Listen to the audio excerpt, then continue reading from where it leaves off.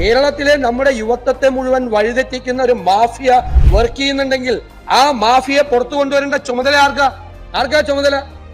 ആരാണിത് ചെയ്യുന്നത്? എന്താണ് ചെയ്തുകൊണ്ടിരിക്കുന്നത്? വളരെ ചെറിയ ക്ലാസ്സിൽ പഠിക്കുന്ന കുഞ്ഞുങ്ങളെ ഉൾപ്പെടെ ഇതിന്റെ കാരിയേഴ്സ് ആക്കിയാണ്. ഇതിന്റെ ആ ഒരു നെറ്റ്വർക്കിൽ അവർ കൊണ്ടുവരികയാണ്. ഇതൊരു വലിയ പ്ലാനാണ്. എന്നുണ്ടാകുന്നത് സഡൻ പ്രൊവോക്കേഷന്റെ ഭാഗമായി നടക്കുന്ന ഒരു ക്രൈം ആണോ ഇപ്പൊ നടക്കുന്നത്? ക്രൈമിന്റെ നേച്ചർ എന്താണ്? ഞാൻ ആ പോലീസുകാരന്റെ വീട്ടിൽ പോയി, നിലത്ത് വീണ പോലീസുകാരനെ ചവിട്ടി അവന്റെ വാരിയലിന് മുഴുവൻ ഒടിഞ്ഞ് ലങ്സ് കയറിയിട്ടാണ്. 3 പെൺകുട്ടികളാണ് ആ കുടുംബത്തിൽ, പാവപ്പെട്ട കുടുംബം. എന്റെ നിയോജക മണ്ഡലത്തിൽ ഒരു കാര്യമില്ലാതെയാണ് ഒരു വീട്ടിൽ കയറിയിട്ട് 6ാം ക്ലാസ്സിലും 4ാം ക്ലാസ്സിലും പഠിക്കുന്ന 2 കൊച്ചുങ്ങളുടെ മുമ്പിൽ വെച്ച് അവരുടെ അമ്മയെയും അച്ഛനെയും ഗ്രാൻഡ് പാരന്റ്സിനെയും വെട്ടിക്കൊന്നു. ആ കുഞ്ഞ് എന്റെ നെഞ്ചത്ത് ചേർന്ന് നിന്ന് കരഞ്ഞത് എന്താണ്? അതിനോടൊക്കെ നമ്മൾ മറുപടി പറയാ?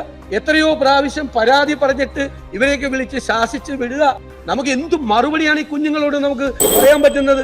നമ്മുടെ നിയന്ത്രണം വിട്ടുപോകുന്ന തലത്തിലേക്ക് ഇത് പോകുന്നുണ്ട് എന്നുള്ള യാഥാർത്ഥ്യം നമ്മൾ അറിയാതെ നമ്മളത് ഉറക്കം നടിച്ചിട്ട് കാര്യമില്ല. അതുമാത്രം വയലൻസ് വർദ്ധിക്കുകയാണ്. പുറത്തിറങ്ങി നടക്കാൻ ആളുകൾക്ക് പേടിയാണ്. എവിടെ വെച്ചും ആരും ഏത് നിരപരാധിയും കേരളത്തിൽ ആക്രമിക്കപ്പെടാം എന്നുള്ള സ്ഥിതിയിലേക്ക് ഈ ഡ്രഗിന്റെ ഇഫക്റ്റ് മാറുകയാണ്.